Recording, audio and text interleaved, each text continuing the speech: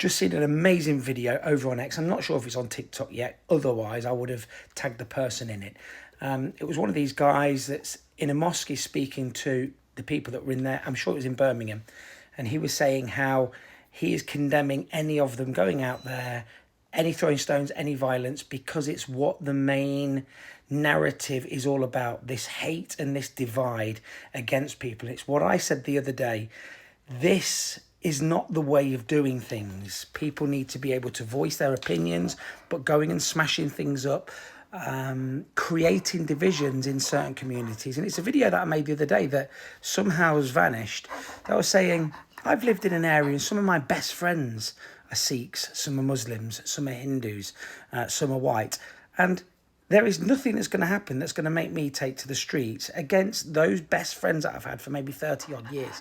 And people need to remember that, you know, in these areas where we've grown up together, we cannot let what's going on get the better of 25, 30-year relationships. And it's exactly what this guy was saying in his mosque. He's saying, do not go out there and start inciting or enticing. He says, because there are agent provocateurs out there that will try and whip up a storm, and we will be made advantage of. We will be taken advantage of, and we will be made to look bad, and people will be getting some terrible prison sentences.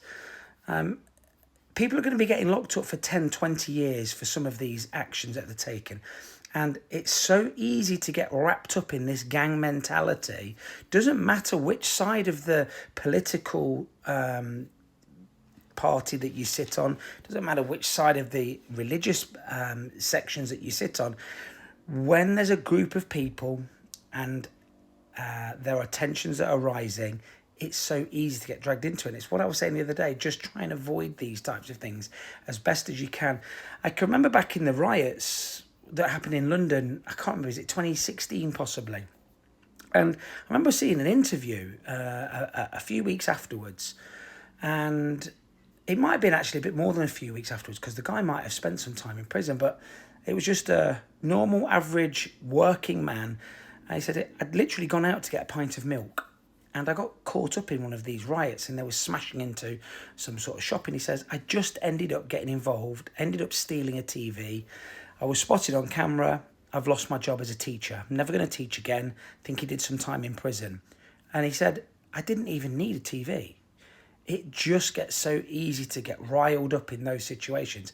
And it's exactly what this guy was saying. It's one of the best videos. If I find it on TikTok, I'll definitely tag whoever was the creator in it. But now's the time for level-headed thinking, not knee-jerk reactions and violence and smashing things up. That's not going to get anything done. Let's see if this video stays up for any longer than 24 hours, but stay safe out there. Don't go ruining what could be an amazing 12, 15, 20 years for you on some stupidity, a few drinks, crowd mentality.